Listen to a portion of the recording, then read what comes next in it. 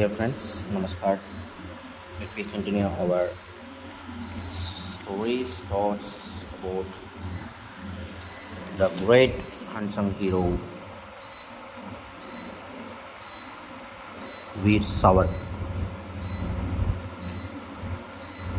Continuously, we are listening about Veer Savarkar past 2 days. Very interesting to listen. I think so. How this patriotic person lived and he served for our country, he died for our country. It is too much inspirational and inspired. It's very motivated for all. So, like these legends lived, so that we are living in very good freedom. Means very good breath we are taking. We should give lot of respect to them. We should accept their sacrifice. So, without wasting time, let we try to read about the great person Veer Savarkar. Savarkar greatly nurtured the ideas of bringing out on authentic and informative research.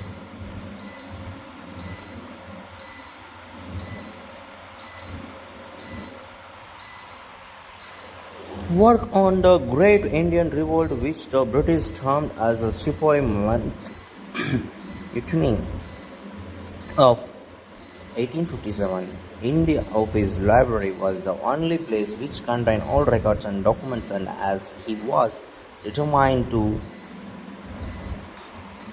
undertake a detailed study, he used extra caution not to make his intention known. Hence, after landing in London, he wrote a biography of Giuseppe Mazzini, the great revolutionary and leader of modern Italy, who inspired his countrymen to overthrow the Austrian Empire.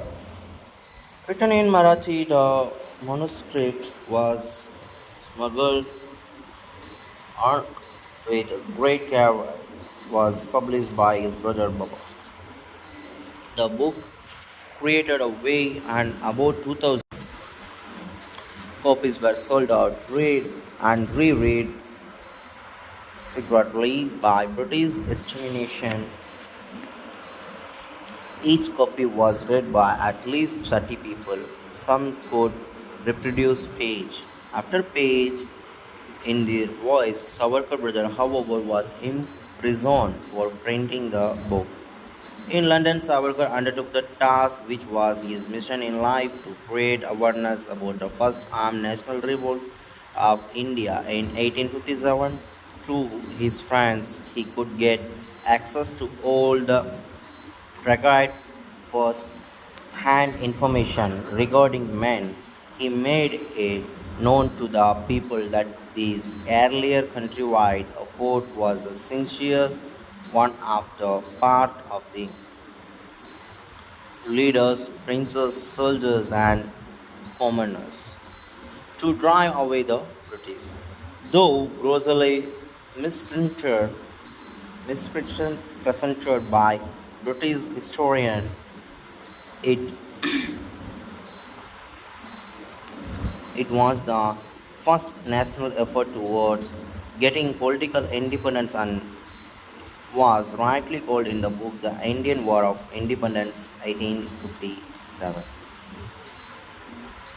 As he had written in Marathi, he could not get it printed in Europe, though the manuscript found its way to India, but due to the British watchfulness and printing presses were raided and in the nick of time. Due to a friendly police officer's information, the manuscript was safely taken out of printing and was sent back to Europe, but it unfortunately got lost. This event made Savarkar realize the necessity of English version of this book. He was helped in this venture by the other revolutionaries who had came to study law and civil service. All the same, printing the book in Britain was out of question, and so the printing was done in France. It was made possible due to the British and French spaces who were working together to face the Imperial Germany, which was becoming a great threat. Ultimately, the book was published in Holland by Madame Gamma without a cover or name. The cover page of popular classes the Don Weisgott, Oliver Twist, etc. were used for the book, and thus the book was successfully smuggled to India on one box with a false button. The bottom was used to carry the books.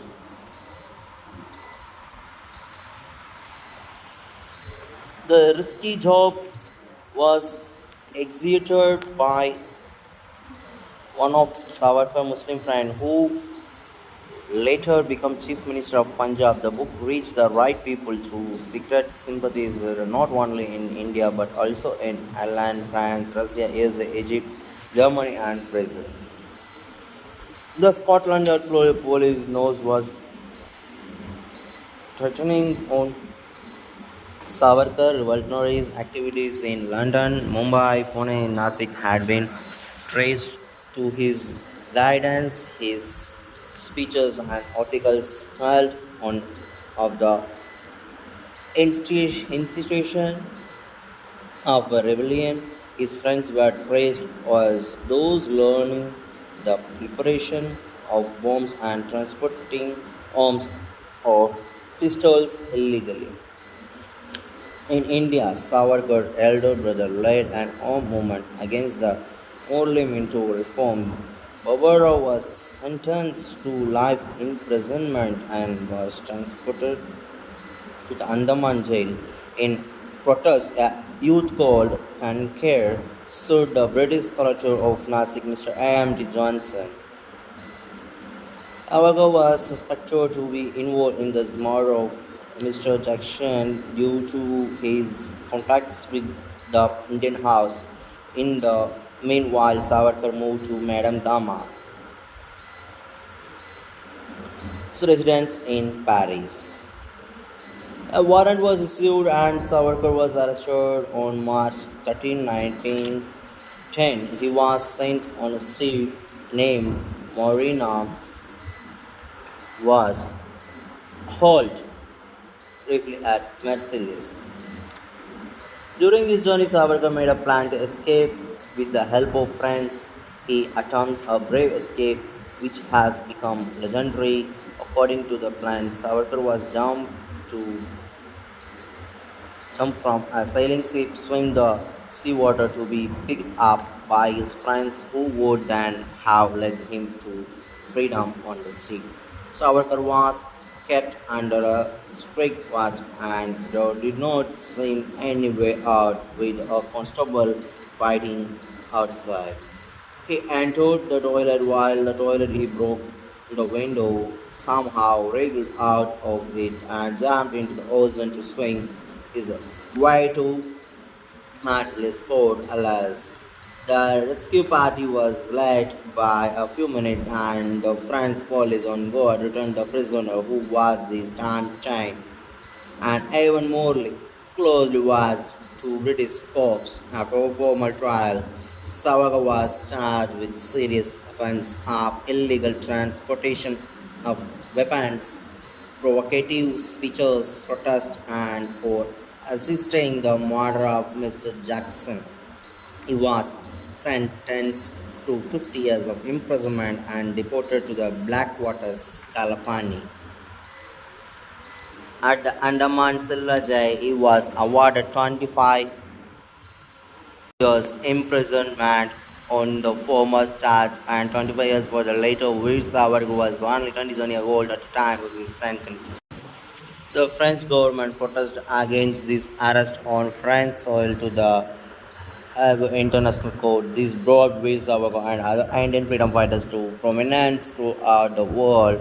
However, it was the British government. It admitted that the arrest of Savarkar in France by British was irregular. As the right of Islam was being disgraced, so as a result, the world press was very much against it. The heavy chains could bind his body, but not his free spirit. He live, it life means rearing young ones, crows and sparrows also do the same. We have lived like men. We have extinguished the fire in our kitchens so that someday the smoke of gold may come out of thousand of home. Is it to his wife while bending finding a brief farewell, his property was seized and his personal belongings were put on public sale. However, his spectacles were given back to him as a token of favor. The batches of criminals were sent to jail under the supervision of armed guards. The barrister Babu was sent with fear by the ordinary thief and murders. Savarkar was kept in the isolated Andaman island and was given just a small pot and iron plate of blanket and a mattress. Then the prisoners were assigned to Madras by trying Savarkar soon found himself in an iron cage on the lower deck of the ship, where he was surrounded by criminals and the whole atmosphere made him felt uneasy. He wondered it would never is able to see his motherland again. Savarkar arrived at the Andaman prison on July 4, 1911. He was kept in Barasal on the third floor of the terrible cellular jail. Conditions in the jail were inhuman without that prevalent back-breaking job of stone crushing, rope making, and mailing. The worst of the job being milling, for which these prisoners were tied like oxen in order to grind the copra in the mill. Each prisoner had to take out 30 pounds of oil every day. Some died of sheer exhaustion and inhuman treatment of beating and whipping, while others screamed of bad food and satisfactory condition, stone bag, and cold weather in winter, but many changes took place after the Savarkar arrival. People visited after taking the special permission from the jailers mid-late revelatory in the jail. Savarkar day began at 5 a.m. but chopping trees with a heavy wire and mallet to special oil mill.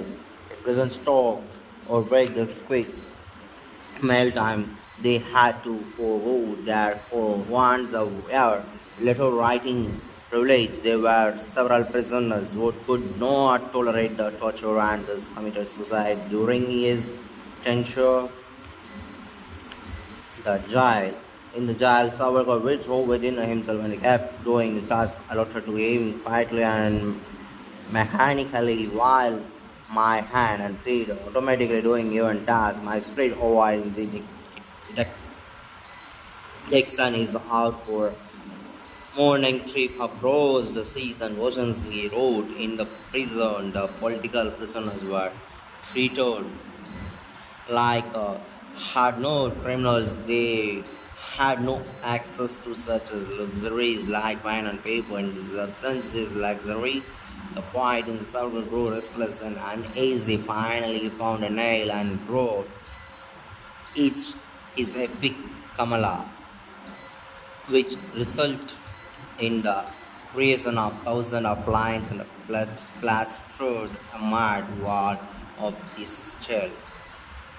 A Hindi journalist friend who was taught Marathi by Savarkar came to his cell when Savarkar was put all of a sudden in another remote cell. The friend learned that entire poem by heart and later when he was released put in the paper and sent it to Savarkar relatives.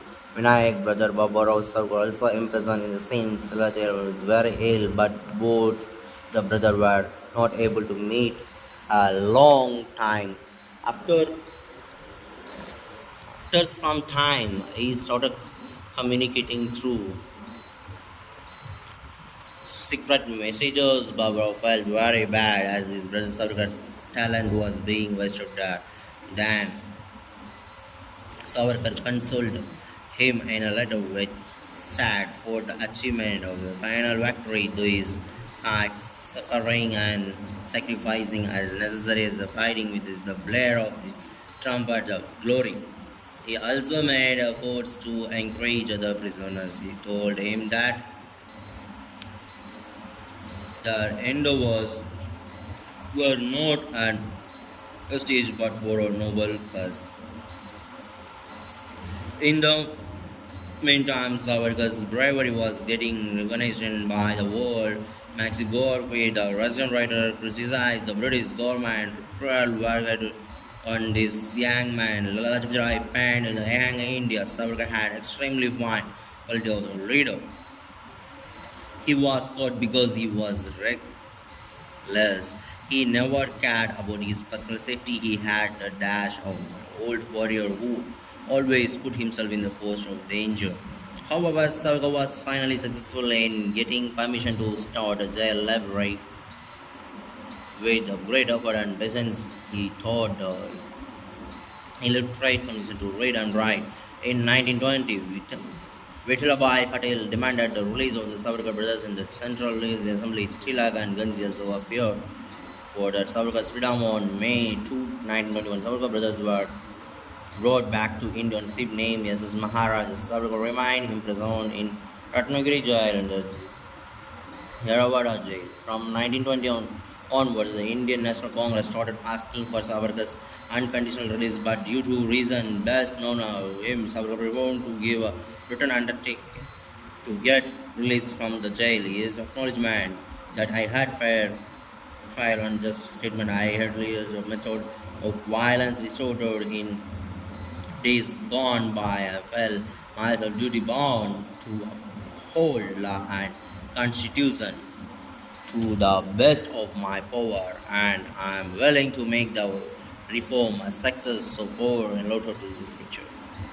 The reforms that he referred to in his undertaking were the Muttering Chelmsford proposals of 1919, which did not satisfy the nationalist movement demands. It responds to this. As a trade-off, the British government released him under condition that he will stay in Ratnagiri district in the Bombay province and will seek permission to government to leave the district. Also that he will not engage in any public, private, political activities without the consent of the government. A period of conditions lasted till 1937. This Congress ministry came in the power. So, like is a great freedom fighter struggle for us, and he sacrificed his whole life for this society. Let we give respect to him and try to remember him.